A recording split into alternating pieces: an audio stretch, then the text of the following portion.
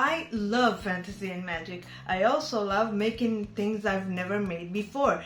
Sometimes it's multiple things at the same time and none of them ever gets done because of ADHD. Anyway, I decided to make a box that looks like a well.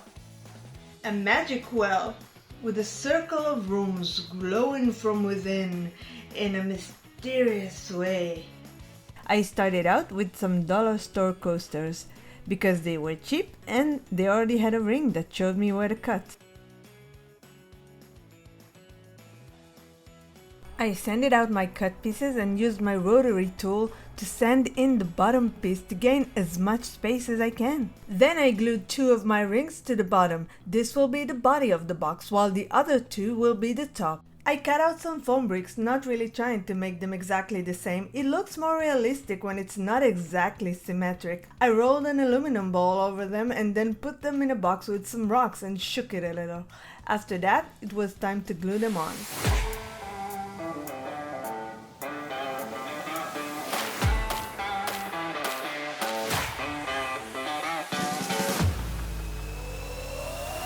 In order to save the inside space of the box while still maintaining the brick look, I used an egg cardboard box because it already has the texture I wanted and it's very thin.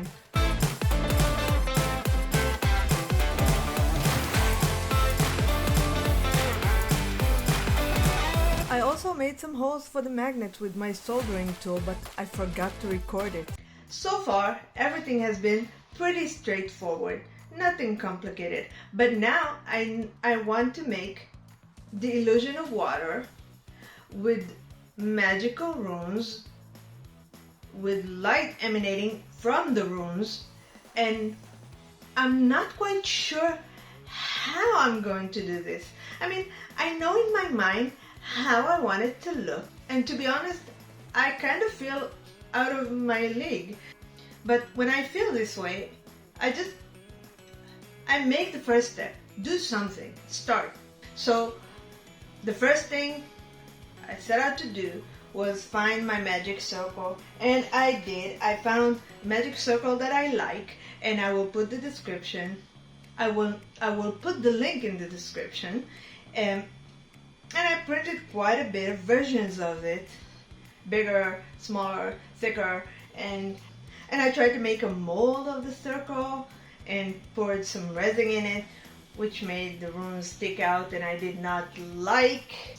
So I just kept experimenting until I found something that worked. I cut out a piece of polymer clay just a little bigger than the hole in my wooden ring so it could be glued on top, and pressed my printed rune circle against it, making sure it goes all the way through, and gently peeled it off, being careful not to squish it. Then I went over the runes with my knife, cutting out anything that shouldn't be there, and then I went over it again with my tiniest stylus ball tool to make sure all the signs are clearly outlined.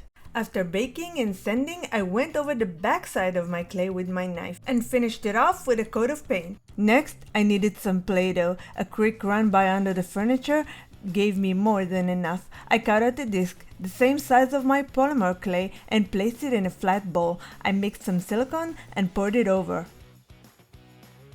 To get rid of all the bubbles in the silicone, I used a highly advanced technique involving a burner grate, a vacuum seal bag, and a little electric hand pump to suck the air out. While that was drying, I went back to my wooden disc and carved 2 holes for the magnets, plus a slot to fit my battery holder. When my silicone mold was ready, I put my polymer clay in it and poured some red UV resin into the runes. I cured it as fast as I could before it all runs down the back side. Then I poured some blue UV resin on top of that to create the illusion of water. I don't know much about electricity. This is why I stupidly thought I could connect these tiny LEDs I already have to one another in a circle and connect the edges to the battery, but it does not work that way. They each have to connect to the battery on their own. This resulted in a messy bundle of light that did not give the effect I wanted. So I did what I always do when I feel frustrated. I started disassembling stuff until I stumbled upon the solution.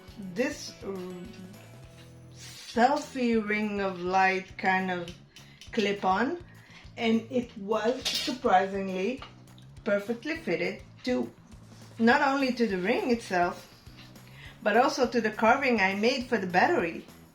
I glued my ring light to the wood and a piece of PVC sheet covered with adhesive velvet to the bottom. I cut out 2 cardboard rings and glued them around the ring light, basically just to give myself something to stick another piece of PVC on. This should make the light glow red. Next, I glued on my water with some epoxy glue and filled in the gap that was left with some air dry clay. On top of that, I glued my final wooden ring and covered the whole thing with foam the same way I did with the bottom part, except for the gap I left where the charging connection was. I sealed all my bricks with Mod Podge. Once that was dry, I painted them gray. Then I gave it a black wash, which is just black paint mixed with water and dish soap, and used a cloth to soak up the excess. For the bottom of the well, I mixed simple white glue with sand and tan brown paint. It was a little too bright for me, so I added a little bit of burnt umber.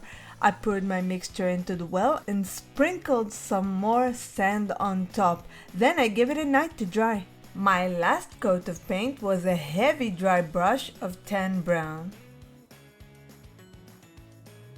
There's only one brick missing in my well, and that is where I left a gap to allow charging. So I decided to glue another piece of velvet to the bottom of the top part of the well and have the brick glued to the velvet, and it would open up like this.